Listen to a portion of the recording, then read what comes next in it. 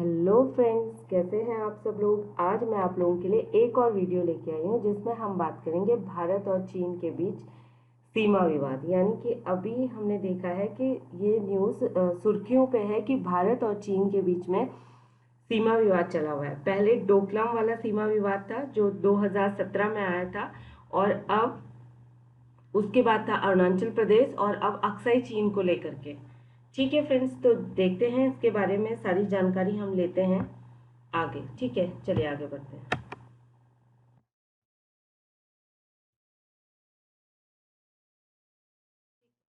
भारत और चीन के बीच सीमा विवाद, ठीक है, ये जानते हैं। सबसे पहले हम ये जानते हैं कि भारत और चीन के बीच में कितने सारे विवाद हैं, किस किस चीज़ को लेकर विवाद है। ठीक है, अगर हम सीमा विवाद की बात करें तो भारत और चीन के बीच में करीब 3,488 किलोमीटर की सीमा है। ठीक है, भारत और चीन के बीच की जो सीमा है वो 3,488 किलोमीटर की है। ठीक है, और चीन के साथ इस सीमा विवाद में भारत और भूटान दो ऐसे मुल्क हैं जो उलझे हुए हैं। ठीक है, भारत और भूटान दो ऐसे मुल्क हैं जो चीन के साथ सीमा विवाद में उलझे हुए हैं। भूटान में डोकलाम क्षेत्र को लेकर के विवाद है। ठीक है, वहीं भारत में लद्दाख से सटे अक्साई चीन और अरुणाचल प्रदेश को लेकर के विवाद जारी है। ठीक है, दलाई लामा, ये तो है हमारा सीमा विवाद। ठीक, सीमा विवाद के अलावा और भी विवाद है। ठीक है, इसके बारे में मैंने पहले आपको डिटेल दे रही हूँ। ठीक है, सीमा विवाद। अब दूसरा है दलाई लामा और तिब्बत को लेके। यानी कि ड्रैगन देश को इस बात से भी चिढ़ है कि भारत ने तिब्बती धर्मगुरु दलाई लामा को शरण दी है। ठीक है, और फिर है string of pulse. String of pulse में भारत को घेरने के लिहाज से चीन द्वारा अपनाई गई एक अघोषित नीति है, जिसमें कि चीन द्वारा भारत के समुद्री पहुंच के आसपास के बंदरगाहों और नौसेना के ठिकानों का निर्माण किया जाना भी शामिल है। ठीक है, यानी कि स्ट्रिंग ऑफ पर्ल्स वो एक अघोषित नीति जो चीन ने भारत को घेरने के लिए अपनाई है, जिसमें क्या करा है कि चीन के द्वारा भारत के समुद्री पहुंच के आसपास के जो बंदरगाह हैं, यानी कि भारत जहां जहां समुद्री पहुंच भारत की जहां जहां हो सकती है, जिन जिन बंदरगाहों में, उसके आसपास, और नौसेना के जो ठिकाने हैं भारत की नौसेना के, वहां पर उसका निर्माण किया।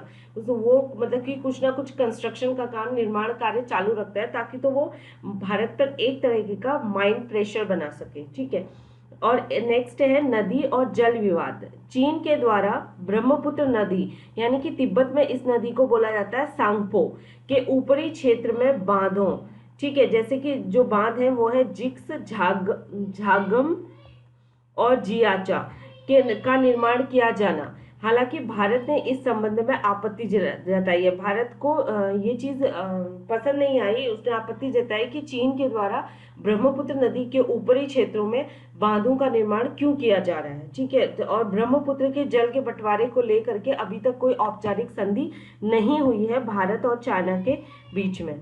ठीक है गाइस, अब है भारत के खिलाफ आतंकवाद को समर्थन देना। यानी कि एशिया में चीन भारत को अपना सबसे बड़ा प्रतिद्वंदी मानता है। अगर एशिया के अगर जो दो महाशक्तियां अगर हम बात करें तो भारत और चीन को हमेशा ऐसा लगता है कि वो भारत को अपना एज अ प्रतिद्वंदी के रूप में उसे देखता है। साथ ही उसने OBOR प्रोजेक्ट में चीन को पाक की जरूरत है। ठीक है, और पाकिस्तान में चीन ने बड़े पैमाने पर निवेश कर रखा है। ठीक है, ये रीजन हो सकते हैं। एक तो चीन OBOR प्रोजेक्ट है, उसमें चीन को भारत की जरूरत है। दूसरा चीन को पाकिस्तान की जरूरत है। ठीक है, जो OBOR प्रोजेक्ट है उसमें चीन को पाकिस्तान की जरूरत है, और साथ ही साथ पाकिस्तान में चीन ने अपने काफी सारे बड़े पैमाने में इन्वेस्टमेंट करे हुए हैं। तो इसके लिए वो क्या करता है कि भारत के खिलाफ आतंकवाद का समर्थन करता है। यानी कि भारत के साथ आतंकवाद को मिटाने के लिए या उसको खत्म करने के लिए वो साथ नहीं खड़ा रहता है, क्योंकि हम सब जानते हैं कि पाकिस्तान एक ऐसा देश है, ठीक है, ऐसा मुल्क है जो कि हमेशा आतंकवाद की पैरवी करता है, आतंकवाद को ही बढ़ावा देता है, और चीन उसका साथ देता है। ठीक है, अब नेक्स्ट है भारत को NSG का सदस्य बनने से रोकना। ठीक है। परमाणु और आपूर्तिकर्ता समूह का सदस्य बनने में भी चीन भारत के मंसूबों पर पानी फेर रहा है। ठीक है। नई दिल्ली में जून 2016 पर इस मामले को जोरदार तरीके से उठाया गया था। ठीक है। तत्कालीन जो उस वक्त विदेश सचिव रहे होंगे एस जयशंकर ने एनएसजी के प्रमुख सदस्य देशों के समर्थन के लिए उस समय सियोल की यात्रा भी की थी, यानी कि 2016 में। ठीक है। तो ये विवाद है जो कि भारत और चाइना के बीच में हमेशा सुर्खियों पर रहे हुए हैं। ठीक है, चलिए आगे बढ़ते हैं।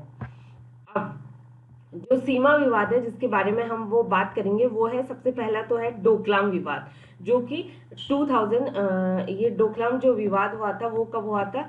2017 में। ठीक है ना, जहाँ पे भारतीय सेना और चीनी सेना के बीच में झड़प हुई थी, हाथापाई हुई थी। ठीक है, न्यूज में आप सब लोगों ने देखा होगा। अभी जानते हैं कि क्या है ये डोकलाम विवाद इंडिया और चाइना के बीच में। ठीक है। डोकलाम भूटान की सीमा में एक स्थान है। डोकलाम जो है, जो कि भूटान की सीमा से लगा हुआ उसकी सीमा पर एक स्थान है जो चीनी सीमा से लगती है। ठीक है, और ये चीन की सीमा से भी लगता है। और विगत कई वर्षों से चीन के द्वारा विकास के नाम पर सीमाओं पर सड़क, पुल, बांध आदि का निर्माण किया जा रहा है। ठीक है ना। चीन क्या करता है कि ऐसी कूटनीति और रणनीति अपना रहा है कि वो विकास के नाम पर जो सीमाएं हैं, ठीक है, वहां पे सड़क, पुल और बांध का निर्माण किया जा रहा है। और बाद में इसने क्या किया कि जब यहाँ पे डोकलाम में इसने ठीक है सड़क बनाना, पुल बनाना, बांध, इस तरीके से निर्माण कार्य चालू किया। और साथ ही साथ इसने क्या करा, बाद में भूटान के जो सैन्य बंकर थे उन्हें तबाह कर दिया। ठीक है, चूंकि भारत भूटान के मित्र राष्ट्र में आता है। ठीक है, भारत और भूटान के बीच एक संधि हुई है कि भारत भूटान के जो सीमा है उनकी रक्षा करेगा। और भारत, वैसे भी भूटान भारत का मित्र राष्ट्र है। ठीक है, जिसके पश्चात भारत की सेना के द्वारा डोकलाम क्षेत्र में हस्तक्षेप करने पहुंची। भारत की सेना वहां पे जाके हस्तक्षेप करने पहुंची 16 जून 2017 को। ठीक है, तो भारतीय सेना की मौजूदगी चीनी सेना के द्वारा सड़क निर्माण पर रोक दिया गया था। यानी कि भारत की सेना वहां पे मौजूद हुई और उन्होंने चीन की सेना के जो सड़क निर्माण चल रहा था डोकलाम पर उसे रोक दिया, जिसके पश्चात झड़प की घटनाएं हुई और जिसके पश्चात इस डोकलाम विवाद का जन्म हुआ। ठीक है, चीनी मीडिया ने तर्क दिया कि डोकलाम क्षेत्र डोकलाम रीजन का हिस्सा है। चीनी मीडिया ने बोला कि जो डोकलाम क्षेत्र है जहाँ पर चाइना गलत तरीके से, इलीगल तरीके से ठीक है आपका सड़क का निर्माण कर रहा था, वो डोकलाम रीजन का हिस्सा है। ठीक है, डोकलाम क्षेत्र में चीनी सड़कें बनाए जाने से भारत को पूर्वोत्तर भारत से जोड़ने वाली सिल्लीगुड़ी रोडवेज के निकट चीन पहुंच जाएगा। ठीक है, अगर डोकलाम क्षेत्र में चीनी सड़कें बनाते हैं तो भारत, जो कि हमारे ईस्ट भारत से भारत को जो जोड़ने वाली सिलीगुड़ी रोडवेज है, वहां तक चीन पहुंच जाएगा। और जिससे कि चीन का पूर्वोत्तर भारत में मिलिट्री एडवांटेज मिल जाएगा। चीन को क्या होगा, जिससे कि वो हमारे पूर्वोत्तर भारत यानी कि ईस्ट भारत में उसको मिलिट्री एडवांटेज मिल सकता है, और जो कि भारत की सुरक्षा के लिए एक गंभीर विषय बन जाएगा। इसलिए भारत ने इस रोड के निर्माण के लिए आपत्ति जताई थी। चीन और भूटान दोनों डोकलाम को अपना क्षेत्र बताते हैं। यानी कि चीन कहता है डोकलाम मेरा है, भूटान कहता है डोकलाम उसका है। ठीक है, भूटान के साथ संधि की वजह से भारत उसकी सीमाओं की रक्षा करने को बाध्य है। ठीक है, अगर चीन का यहाँ डोकलाम क्षेत्र में कब्जा हो जाए तो वो चेकेंस यानी कि चेकेंस नेक करके एक सड़क है से गुजरने वाली सड़क पर भी कब्जा करके भारत को पूर्वोत्तर के 7 राज्यों से अलग कर देगा। ठीक है, तो ये भी एक बड़ा रीजन हो सकता है कि जिसकी वजह से भारत की सरकार जो है इंडियन वो भूटान का साथ दे रही है और डोकलाम में उसको सड़क बनाने नहीं दिया गया। उसके कार्य को, चीन की जो सड़क बनाने का मंसूबा था उसे खारिज कर दिया गया भारत वालों ने, कि भारत की सरकार के द्वारा। बिकॉज क्योंकि चीन अगर वहां पर कब्जा कर लेता है तो एक चिकन नेक करके, यानी कि गाइस ये एग्जाम के पॉइंट ऑफ व्यू से बहुत इंपॉर्टेंट है। चिकन नेक से गुजरने वाली जो सड़क है उस पर भी वो कब्जा करके भारत के पूर्वोत्तर के यानी कि भारत के ईस्ट के जो 7 राज्य हैं उनको भारत से अलग करने की कोशिश भी कर सकता है। चिकन नेक से गुजरने वाली एकमात्र सड़क है जो कि भारत को पूर्वोत्तर के 7 राज्यों से जोड़ती है और यही मुख्य वजह है कि भारत ने चीन का विरोध किया है। ठीक है, दैट इज इम्पोर्टेंट ऑल्सो। इससे पहले भारत ने ड्रैगन के वन बेल्ट और वन रोड इनिशिएटिव का भी विरोध किया था और इन्हीं वजहों से वो भारत पर हमले की चेतावनी दे रहा है। ठीक है, भारत ने ड्रैगन का जो वन बेल्ट वन रोड वाला इनिशिएटिव था उसका भी विरोध किया था, उसको भी नहीं आने दिया था। तिब्बत में भी उसने जो किया, अब वो अरुणाचल प्रदेश में भी करना चाहता है, यानी कि तिब्बत पर उसने कब्जा किया है तो उसकी मंशा ये है कि वो अरुणाचल प्रदेश पे भी कब्जा करना चाहता है। कब्जा क्या करना चाहता है, वो तो मानता है कि अरुणाचल प्रदेश उसका है और भारत ने उससे छीना हुआ है। ठीक है ना, इसलिए चीन ने साउथ चाइना सी में भी आतंक मचाया हुआ है। चीन, अब चीन की क्या प्रॉब्लम है ये देखिए, चीन की में कुदरती संसाधनों की कमी है, यानी कि वहाँ पे जो नेचुरल रिसोर्सेज हैं वो नहीं है और वो अपनी ज़रूरत लायक अनाज भी पैदा नहीं कर पाता, यह उसकी मुख्य समस्या है। एक तो चीन की समस्या क्या है, वहाँ की पॉपुलेशन, दूसरा वहाँ पर जो नेचुरल रिसोर्सेज हैं, ठीक है, जो नेचुरल रिसोर्सेज हैं वो वहाँ पर नहीं है। एक तो पॉपुलेशन वहाँ की, दूसरा नेचुरल रिसोर्सेज की कमी होना, जिसकी वजह से वो अपनी मतलब कि लोगों के अपनी ज़रूरत के हिसाब से अनाज को भी पैदा नहीं कर पा रहा है। दूसरा ये है कि खाने के लिए वो अनाज का आयात करता है। ठीक है, और करीब 12 वर्ष से उसने ब्राज़ील और कजाकिस्तान से लीज पर जमीन लेकर वो खेती करने पर जुटा हुआ है। ठीक है, खाने के लिए वो क्या करता है कि जो अनाज का आयात कर रहा है और साथ ही साथ उसने करीब 12 सालों से ब्राज़ील और कजाकिस्तान से लीज पर यानी कि उधारी पर जमीन ली है और जहाँ पे वो खेती करने पर जुटा हुआ है। चीन की मुख्य समस्या क्या है, उसकी आबादी, बढ़ती आबादी और जनसंख्या। चीन के द्वारा अरुणाचल के निवासियों को स्टेपल वीजा जारी किया गया है। ठीक है, और इसके अतिरिक्त ये भी बहुत इंपॉर्टेंट है कि चीन के द्वारा अरुणाचल प्रदेश के लोगों को, ठीक है, ये इम्पोर्टेंट पॉइंट है कि अरुणाचल प्रदेश के लोगों को यानी कि वहाँ के जो निवासी हैं उन्हें स्टेपल वीजा जारी किया गया है। इसके अतिरिक्त चीन ने अरुणाचल प्रदेश के 6 स्थानों के लिए मानकीकृत आधिकारिक नामों की भी घोषणा की है, क्योंकि चीन अरुणाचल को तिब्बत का एक भाग मानता है। अब तिब्बत ऑलरेडी चाइना के कब्जे में है तो उसको लगता है कि अरुणाचल प्रदेश तिब्बत का भाग है तो अरुणाचल प्रदेश भी उसका ही है। और एक बात जान लीजिए, इलीगल तरीके से उसने तिब्बत पर कब्जा किया हुआ है। ठीक है, अब है दूसरा विवाद जो आजकल सुर्खियों में था, वो तो था डोकलाम विवाद। ठीक है, जो आजकल सुर्खियों में है, न्यूज में बहुत चला हुआ है। ठीक है, मई से ये विवाद चालू हुआ है। ठीक है, मई से ये जो विवाद है ये चालू हुआ है, अभी तक यानी कि कंटिन्यू चल रहा हुआ है, अभी तक इसका कोई समाधान नहीं निकला हुआ है। इवन बॉर्डर पर तनातनी बढ़ी हुई है भारत और चीन के बीच में। ठीक है, दोनों सेनाएं, दोनों देशों ने अपनी काफ़ी सारी सेनाएं वहां पर इकट्ठा कर ली हैं, टैंकर्स वहां पर बुला लिए हैं, तो ऐसा, ठीक है, एक युद्ध का माहौल बना हुआ है। तो ये जो विवादित क्षेत्र, तो हम ये जानते हैं कि अक्साई चीन जो कि भारत और चीन के मध्य एक विवादित क्षेत्र है। ठीक है, ये क्या है, कुछ दिनों पहले भारत और चीनी सैनिकों के बीच पेंगोंग तसो झील, ठीक है ना, यानी कि पेंगोंग तसो झील, पेंगोंग तसो लेक यानी कि गलवान घाटी के समीप लद्दाख में तनाव की स्थिति देखने को मिली थी। ठीक है, चीनी सेना द्वारा भारतीय इलाकों में घुसपैठ की कई कोशिशें की गई। ठीक है, जिसमें से कि दक्षिण का डैम चौक है, ठीक है, वहां पर, और उच्च ऊंचाई वाले पंगू झील के पूर्वी तट पर स्थित फिंगर्स क्षेत्र में और गैलवान नदी बेसिन पर, और हाल ही में की गई घुसपैठ वो है गोगरा पोस्ट भी शामिल है। इसके अलावा उत्तर में दौलत बेग ओल्डी क्षेत्र की तरफ से भी चीनी गतिविधियों में वृद्धि हुई है। लगभग 2 साल पहले भी पूर्वी लद्दाख के क्षेत्र में इसी तरह की एक घटना हुई थी, इसका कारण यह था कि इस क्षेत्र को वास्तविक रूप से एलएसी कहा गया है। ठीक है, पूर्वी लद्दाख का एक क्षेत्र है जहां पर 2 साल पहले भी एक और घटना हुई थी, जिस क्षेत्र को वास्तविक रूप से एलएसी कहा गया है। इस एलएसी को लेकर के अक्सर ये भ्रम की स्थिति बनी हुई है। ठीक है ना, तो एलएसी के संबंध में हर किसी की अलग अलग धारणाएं हैं। लद्दाखी भाषा में पेंगोंग का अर्थ है समीपता और तिब्बती भाषा में तसो का अर्थ है झील। ठीक है। पेंगोंग त्सो लद्दाख हिमालय में 14,000 फुट से अधिक ऊंचाई पर स्थित एक लंबी, सकरी, गहरी और एडोफिक लैंडलॉक झील है। ठीक है, जिसका ऐसा माना गया है कि जिसका करीबन ठीक है, आगे बढ़ते हैं। तो ये खारे पानी की झील है। शीत ऋतु में ये झील जम जाती है, यानी कि विंटर में ये झील जम जाती है जब ठंडे का समय आता है, और वैसे ये खारे पानी की झील है और इसमें आइस स्केटिंग और पोलो के लिए ये एक उत्तम स्थान है।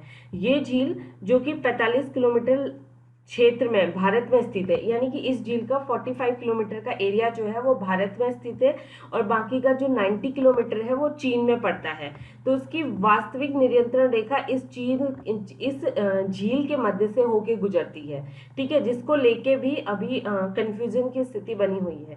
ठीक है, 19वीं शताब्दी के मध्य ये झील जॉनसन रेखा के दक्षिणी छोर पर थी।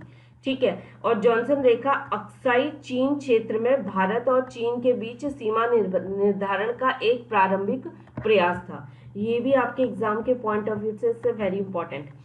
एलएसी रेखा झील के मध्य से होकर गुजरती है। जो एलएसी रेखा है, ठीक है, जिस पर भ्रम बना हुआ है अभी भी, जो कि उस झील के मध्य से होकर गुजरती है, जिसमें कि लेकिन भारत और चीन इसकी सटीक स्थिति के विषय में सहमत नहीं है। ठीक है, इस झील का 45 किलोमीटर लंबा पश्चिमी भाग भारतीय नियंत्रण में है, जबकि जो शेष का भाग है 90 किलोमीटर वो चाइना के अंडर है। दोनों सेनाओं के बीच अधिकांश झड़पें झील के इस विवादित हिस्से में ही होती हैं। हालांकि इसके इतर झील का कोई विशेष सामरिक महत्व नहीं है।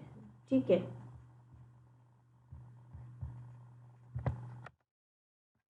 लेकिन ये झील चुसलू घाटी के मार्ग में आती है। ये जो झील है वो चुसलू घाटी के मार्ग में आती है। यह एक मुख्य मार्ग है जिसका चीन के द्वारा भारतीय अधिकृत क्षेत्र में आक्रमण के लिए उपयोग किया जाता है। It's also very important.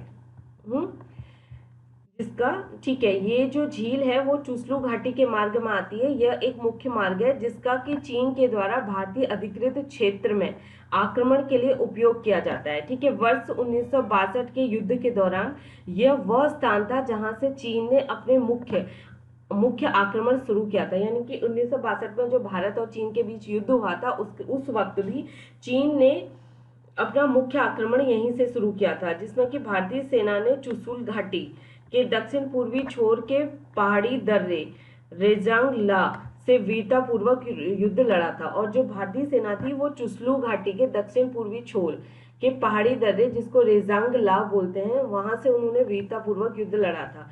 ये केंद्र शासित प्रदेश लद्दाख क्षेत्र के चुसुल घाटी के दक्षिण पूर्व में स्थित एक पहाड़ी दर्रा है। ठीक है, पिछले कुछ वर्षों में चीनियों ने पेगोंग त्सो के अपनी ओर के किनारे पर सड़कों का निर्माण भी किया है। ठीक है, यानी कि जो लेक है पेगोंग त्सो, उसके अपनी इलाके मतलब कि अपने किनारे की तरफ उसने चाइना ने जो है सड़कों का निर्माण किया है। ठीक है, और चुसलू घाटी रेजांगला दर्रा और पांगोग त्सो झील के पास स्थित है। ठीक है, जो ये चुसलू घाटी रेजांगला दर्रा है, ठीक है, ये एक दर्रा है जो कि पागोंग त्सो झील के पास स्थित है। ठीक है, चुसलू जो कि केंद्र शासित प्रदेश लद्दाख के लेह जिले में समुद्र तल से 4,300 मीटर या 15,000 फीट की ऊंचाई पर स्थित एक गांव है। ठीक है गाइस, आई होप कि आपको समझ आ रहा होगा और ये आपके एग्जाम के पॉइंट ऑफ व्यू से बहुत इंपॉर्टेंट है, चाइना और भारत का विवाद। ठीक है, अब हम ये जानते हैं कि कुछ विवादित क्षेत्र थे वो क्या क्या हैं। ठीक है, देखिए, वर्ष 1999 में जब ऑपरेशन विजय के लिए इस क्षेत्र से सेना की टुकड़ी को कारगिल के लिए रवाना किया गया था, तो तब चीन ने भारतीय सीमा के अंदर, भारतीय क्षेत्र में के अंदर 5 किलोमीटर तक वो अंदर आ चुका था और सड़क बनाने का अवसर भी उसे मिल गया था। तो स्पष्ट रूप से ये जान लीजिए कि चीन अपनी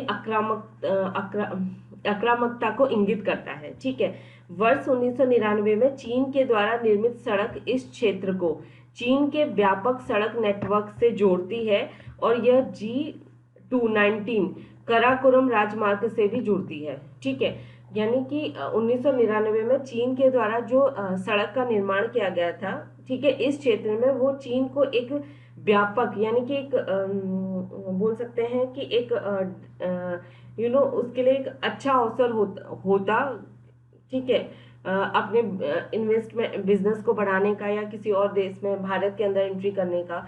और साथ ही साथ उसको जो उसका नेटवर्क है यानी कि सड़क का जो अच्छा नेटवर्क है उस इलाके के बाहर वहां तक उसे कनेक्ट कर रही थी, ठीक है, जोड़ती थी। यह G219, ठीक है, कराकोरम राजमार्ग से भी जुड़ती है। इन्हीं सड़कों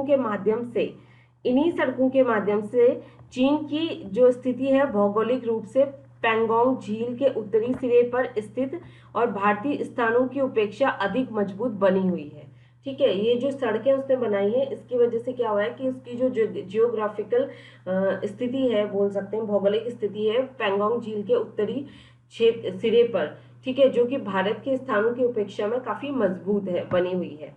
और झील के उत्तरी किनारे पर उपस्थित पहाड़ यहाँ के एक प्रमुख भूमिका निभाते हैं, ठीक है। जो झील के नॉर्थ किनारे पर, कॉर्नर पर जो पहाड़ हैं, माउंटेन्स हैं, वो एक अच्छी प्रमुख भूमिका निभा रहे हैं, जिसे सेना ने फिंगर्स के नाम से संबोधित करती है। That is also important. यानी कि फिंगर्स क्या हैं ये आपसे पूछा जा सकता है एग्जाम में।